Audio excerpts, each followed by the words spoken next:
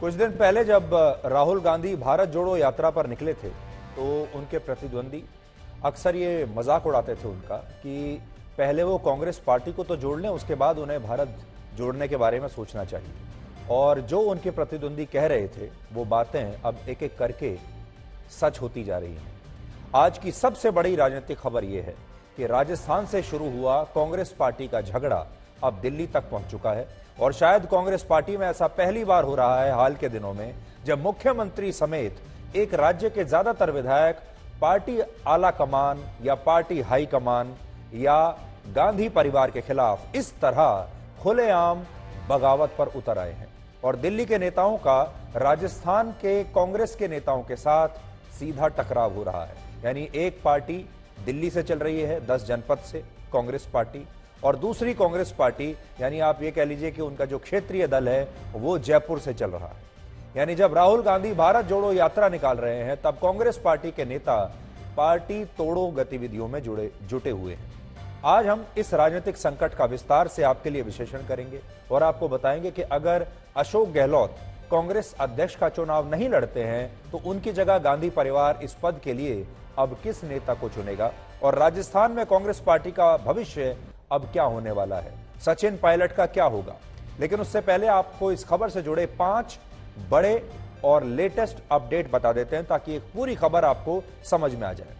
पहला अपडेट तो आपके लिए यह है कि सोनिया गांधी ने कांग्रेस पार्टी के जिन 2 नेताओं को पर्यवेक्षक बनाकर राजस्थान भेजा था, अब उन दोनों नेताओं पर गहलोत गुट के नेता गंभीर आरोप लगा रहे हैं और इन दोनों नेताओं के नाम है अजय माकन और मल्लिकार्जुन खड़गे। ये दोनों ही जयपुर गए थे और गए तो ये सचिन पायलट को मुख्यमंत्री बनाने के लिए थे, लेकिन वहां से खाली हाथ लौट कर आए।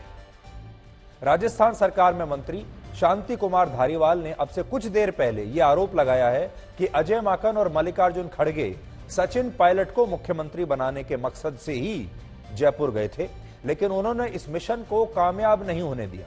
सोचिए कितनी बड़ी बात है कि सोनिया गांधी ने अजय माकन और खड़गे के जरिए जो संदेश राजस्थान में अपने विधायकों को भेजा, उस संदेश को इन विधायकों ने मानने से साफ साफ इनकार कर दिया। दूसरा अपडेट यह है कि अजय माकन और मल्लिकार्जुन खड़गे ने अब से कुछ देर पहले सोनिया गांधी से मुलाकात की है और उन्हें बता दिया है कि उनके पास उन्हें देने के लिए कोई अच्छी खबर नहीं है और वो जयपुर से खाली हाथ लौट आए हैं। और ऐसा माना जा रहा है कि इस बगावत के बाद से पार्टी हाईकमान और गांधी परिवार अशोक गहलोत से बड़े नाराज है और अब शायद अशोक गहलोत कांग्रेस पार्टी के अध्यक्ष पद का चुनाव भी नहीं लड़ेंगे। तीसरा अपडेट ये कि प्रियंका गांधी वाड्रा और वरिष्ठ नेता कमलनाथ ने भी अब से कुछ देर पहले सोनिया गांधी से मुलाकात की है और ऐसी खबरें हैं कि सोनिया गांधी चाहती हैं कि कमलनाथ राजस्थान में अशोक गहलोत और सचिन पायलट के बीच मध्यस्थता कराएं। चौथा अपडेट, अशोक गहलोत ने भी सोनिया गांधी के आदेश का पालन करने से इनकार कर दिया है।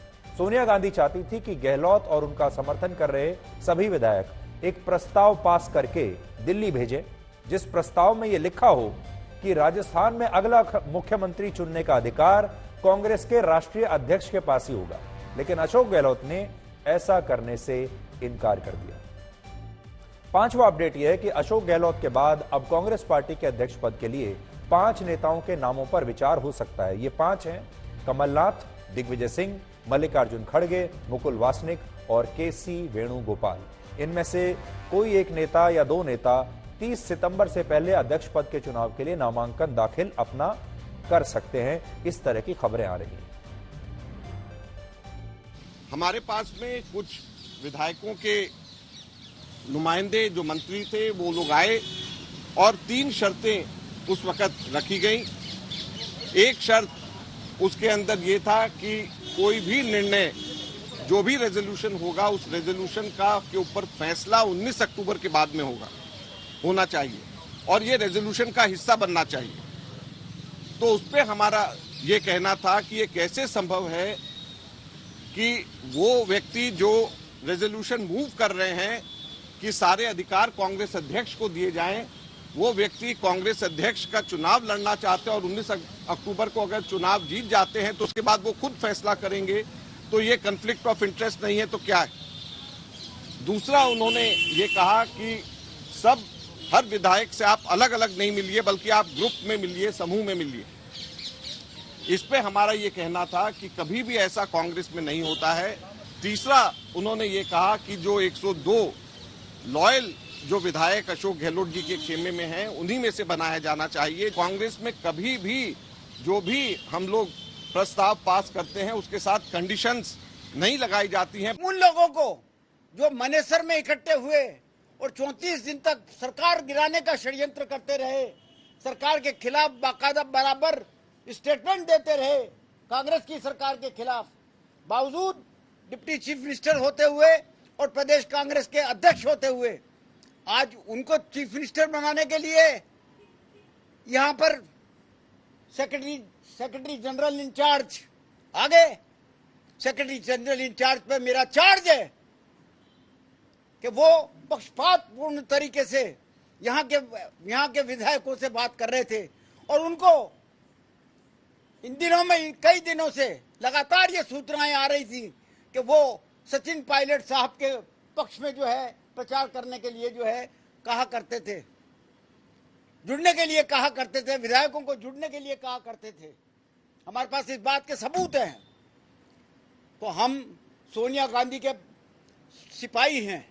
सोनिया गांधी की हर हुक्म को हमने 50 साल तक माना है। मेरी 50 साल की राजनीति हो गई। इन 50 सालों में एक बार भी अनुशासनहीनता का चार्ज मेरे पे नहीं लगा।